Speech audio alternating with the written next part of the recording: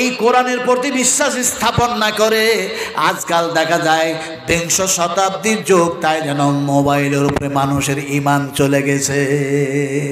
মোবাইলের প্রতি ঈমান গেছে মানুষ, পৃথিবীর মানুষ, সে ডাক্তার হোক, ইঞ্জিনিয়ার হোক, বৈজ্ঞানিক হোক, প্রিন্সিপাল হোক, আলেম হোক, হাফেজ হোক, কারি হোক, মুফতি হোক, মহিলা হোক, পুরুষ হোক, তারা বলছে মোবাইলে সব আছে, মোবাইলে সব পাওয়া যায়। মিথ্যা কথা।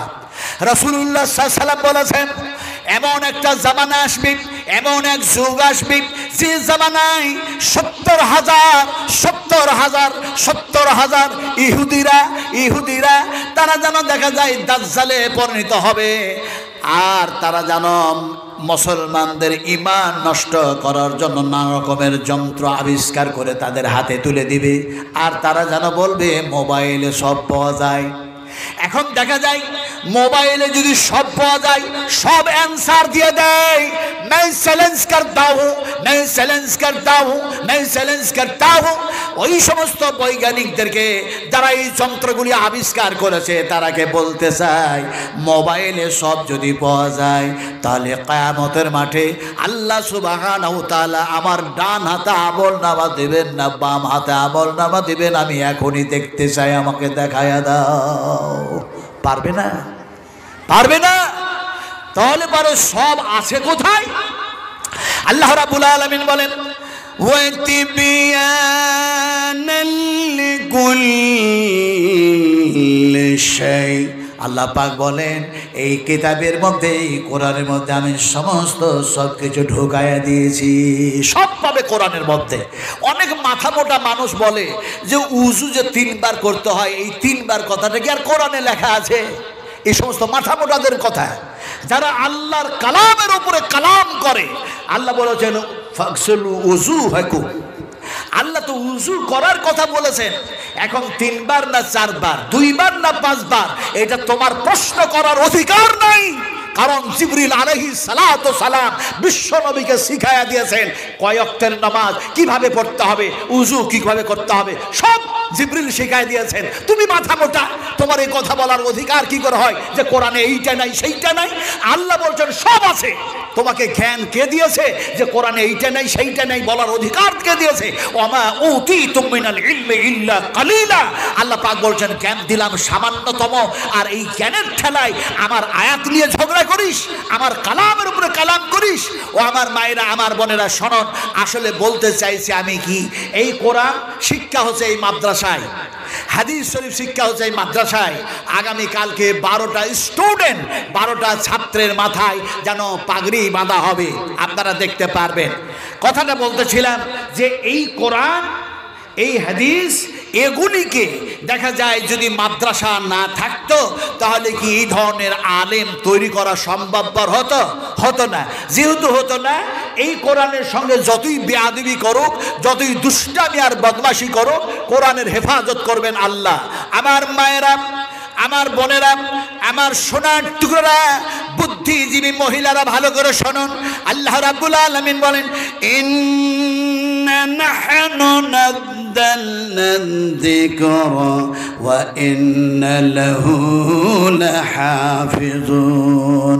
আমি আল্লাহ এই কোরআন নাজিল করলাম বিশ্ব মানবের কল্যাণের জন্য, আর এই কোরআনের হেফাজত আমি আল্লাহ করব।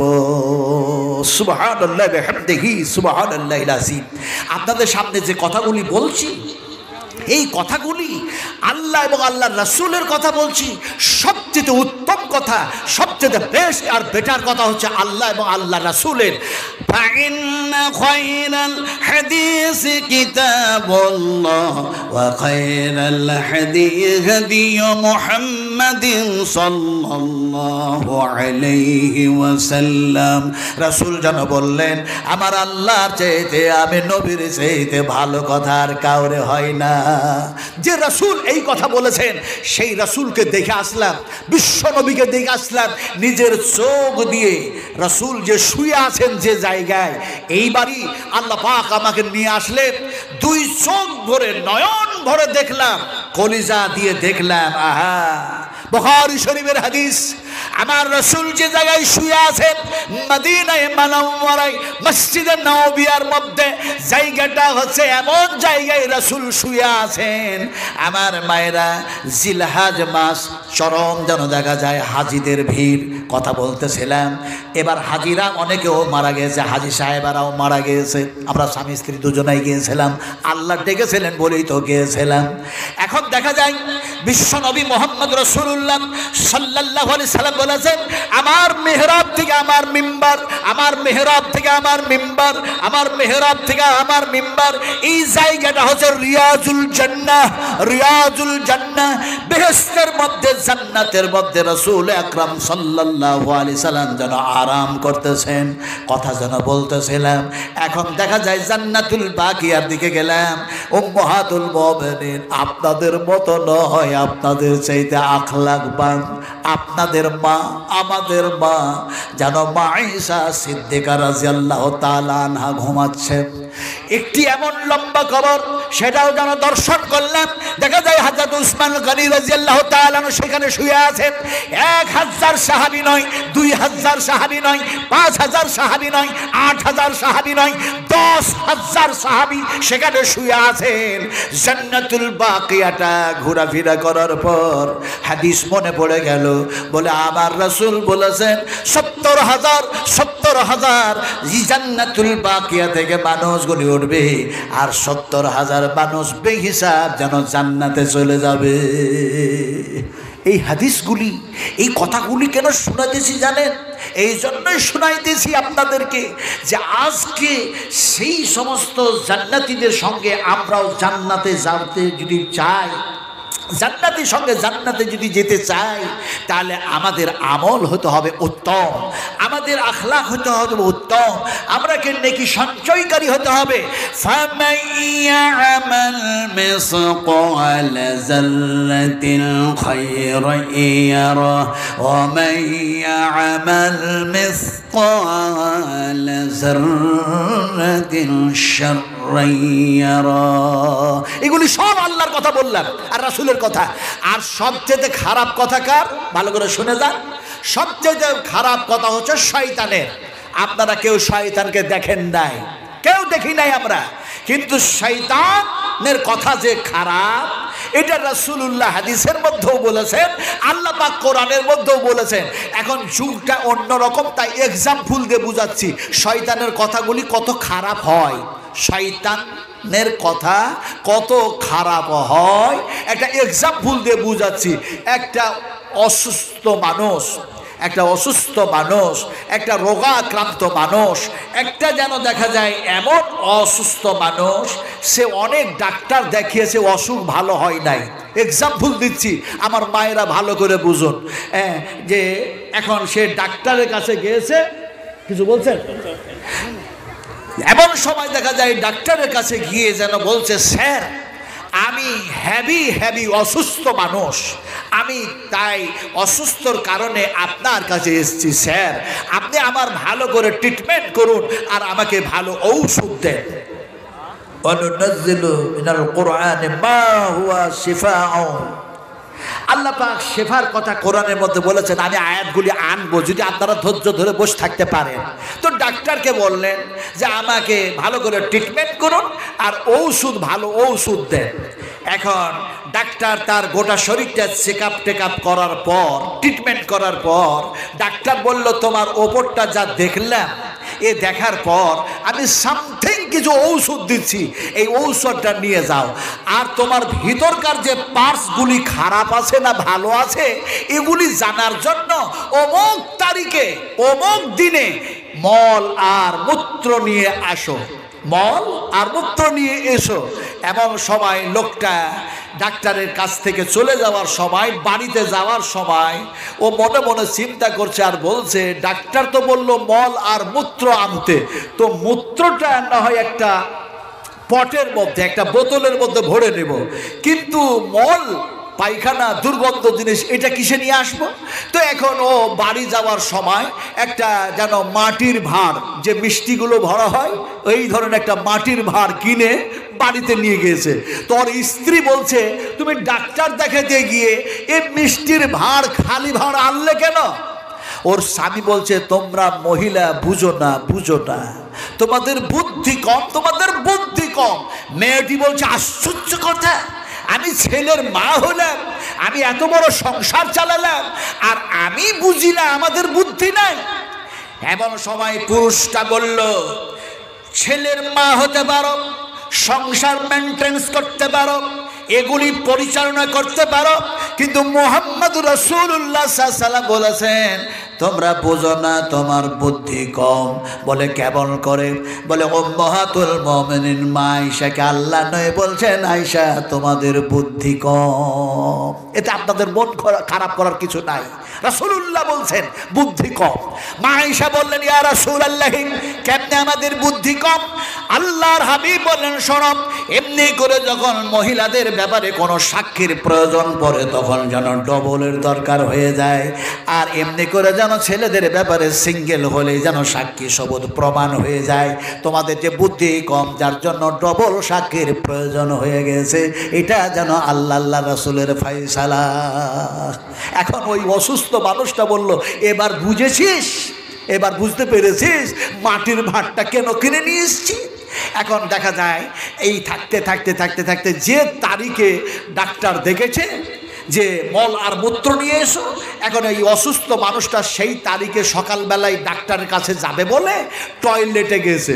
টয়লেটে গিয়ে চিন্তা করছে মানুষটা, তাই তো ডাক্তার যে আমাকে মল আর মূত্র নিয়ে ডাকলো, তো পরিমাণটা তার বলে দেয় নাই যে একটু একটু করে নিয়ে এসো, একটু একটু করে নিয়ে এসো। আমি যদি একটু একটু করে নিয়ে যাই আর ডাক্তার যদি বলে আর একটু দরকার আছে, তাহলে আমি পাবো কোথায়? এমন ফজলুল হক কদিন হলো মারা গেছে, তার জন্য দিলেন। হ্যাঁ, ফজলুল হক মারা গেছে, তার জন্য 500 টাকা দিয়েছেন। আল্লাহুম্মা গফির লানা ওয়ালিল মুমিনিনা ওয়াল মুমিনাত ওয়াল মুসলিমিনা ওয়াল মুসলিমাতিল আহইয়া ওয়াল আমওয়াত ইন্নাকা মুজিবুদ দাওয়া বিরহমাতিকা ইয়া আরহামার রাহিমিন। একটু জোরে বলেন আল্লাহুম্মা আমিন। আমি সব দোয়া করে দিলাম, উনি যা দিয়েছেন। যাক, এখন দেখা যায়, এবার দেখা যায় টয়লেটে বসে বসে চিন্তা ভাবনা করছে যে ডাক্তার তো আমাকে মাত্রাটা পরিমাণটা বলে দেয় নাই, তো করিটা করি কি? এখন ও দেখছে আমি যদি একটু একটু করে নিয়ে যাই আর ডাক্তার যদি বলে যে আর একটু লাগবে, তো পাবো কোথায়? তো এত টেনশন করে লাভ নাই। এখন ও পেশেন্টটা করলোটা কি, যতটা পায়খানা হয়েছে ওই মাটির ভাঁড়টাতে ভরেছে, আর পেশাব যতটা হয়েছে একটা বোতলে ভরলো। যে দুটোই জিনিসকে এবার ওই মাটির ভাঁড়টাতে পেপার টেপার লাগিয়ে ওর গলায় সুতুলি দড়ি বেঁধে দুইটা জিনিসকে দুই হাতে নিয়ে যাচ্ছে। সকালবেলায় কম্পাউন্ডারের কাছে নাম লেখাবে বলে পাড়ার মানুষেরা মনে মনে ভাবছে এই লোকটা মনে হয় কুটুমের বাড়ি যাচ্ছে, আত্মীয়র বাড়ি যাচ্ছে, তাই মনে হয় এক হাতে মিষ্টির ভাঁড় আর এক হাতে মনে হয় পানি টানি পিয়াস লাগবে, তাই যেন পানির বোতল। এটা পাড়ার লোকের ধারণা। ডাক্তারের চেম্বারের সামনে যখন গেছে, ডাক্তারের কম্পাউন্ডার চেয়ে চেয়ে দেখছে আর মনে মনে ভাবছে যে এই ডাক্তারের ঔষধে এই পেশেন্টটা মনে হয় ভালো হয়েছে, উপকার পেয়েছে, তাই ওই যে মিষ্টির ভাঁড় আনছে এটা মনে হয় ডাক্তারের জন্য উপহার। এটা যেন কম্পাউন্ডারের ধারণা। এমন সময় দুটো জিনিস নিয়ে গিয়ে কম্পাউন্ডারকে দিয়ে দিল। কম্পাউন্ডার কি করেছে, পানি ভেবে পেশাবের বোতলটা নিচে রেখেছে আর পায়খানার ভাঁড়টা মিষ্টির ভাঁড় ভেবে ডাক্তারের চেম্বারে গিয়ে টেবিলের ওপরে রেখেছে। এমন সময় ডাক্তার এসছে, আসার পরে জি না আপনি খান, ডাক্তার এসছে আর আসার পরে যেন দেখা যায় দেখছে কম্পাউন্ডার তো বিভিন্ন পেশেন্টদের নাম লেখালেখি নিয়ে ব্যস্ত, ওকে আর বিরক্ত করে লাভ নাই। বাড়ির মধ্যে একটা কর্মচারী ছিল, ডাক্তার ডাকলো আর বলল এই মিষ্টির ভাঁড়টা বাড়ির দিকে পার করে দে। এখন ওর স্ত্রী, ডাক্তার স্ত্রী মনে মনে ভাবছে যে মনে হয় ডাক্তার ব্রেকফাস্ট নাস্তা করে যায় নাই, তাই ব্রেকফাস্ট নাস্তা করবে, তাই মিষ্টি অগ্রিম কিনে পাঠিয়ে দিয়েছে, তাই এটা মিষ্টির ভাঁড়। তোকে তো বুঝতে হয়, মহিলা মানুষ বুঝতে হয় এটা মিষ্টির ভাঁড় না কিসের ভাঁড়। এখন মিষ্টি ও আগে খাবে বলে ডাইরেক্ট হাতটা ভরেছে, যেমনে ভরে দেখে যেন পায়খানা উঠতেছে। এমন সময় স্ত্রী চেম্বারে এসে ডাক্তারকে বলছে তুমি ডাক্তার না ফাক্তার? ডাক্তার বলছে কেন, কি হয়েছে? বলে সর্বনাশ হয়ে গেছে। তুমি মিষ্টির ভার পাঠিয়েছো না পায়খানার ভার পাঠিয়েছো? এই এক্সাম্পল এই জন্যই দিলাম আমার মায়েরা, আমার বোনেরা। আর শয়তানের কথা হচ্ছে পায়খানার চাইতো দুর্গন্ধ, পেশাবের চাইতো নিকৃষ্ট। আল্লাহ তাই সতর্ক করলেন, সাবধান করলেন, ওয়ালা তাত্তাবিউ খুতুওয়াতিশ শাইতান ইন্নাহু লাকুম আদুব্বুম মুবিন। আল্লাহ সতর্ক করলেন, খবরদার শয়তানের অনুসরণ অনুকরণ করো না, শয়তানের কথা মোতাবেক জীবন চালায়ও না, শয়তানের কথা মোতাবেক তোমরা চলাফেরা করো না। আল্লাহর রাসূল যেন বললেন, হাযা সিরাতুম মুস্তাকিম। সিধা একটা দাগ টানলেন। মুক্তাসার আলোচনা করছি, অত্যন্ত সংক্ষিপ্ত আলোচনা করছি। তাফসীর ইবনে কাসির, তাফসীর হুসাইনি, তাফসীর মারফুল কোরআন, তাফসীর মজহুল কোরআন, তাফসীর আহসানুল বায়ান, তাফসীর তুরকান, তাফসীর কাসসাব, বিভিন্ন তাফসীর কারকেরা বিভিন্নভাবে তাফসীর করেছেন, বিশ্লেষণ করেছেন। আমি যদি সব তাফসীর কারকদের তাফসীরগুলি একত্রিত করে বয়ান করতে যাই, সকাল হয়ে যাবে, দিন শেষ হবে, রাত শেষ হবে, তারপরে যেন আয়ু শেষ হবে, হায়াত শেষ হবে, কিয়ামত হয়ে যাবে, তারপর আল্লাহর আলোচনা শেষ হবে না। আবার মায়েরা, আবার বোনেরা, সোনার টুরারা, কথা যেন বলতেছিলাম, বিশ্বনবী মুহাম্মদ রাসূলুল্লাহ সাল্লাল্লাহু আলাইহি ওয়াসাল্লাম বললেন, এই সিধা পথে যারা চলবে তাদের গন্তব্যস্থল হবে জান্নাত।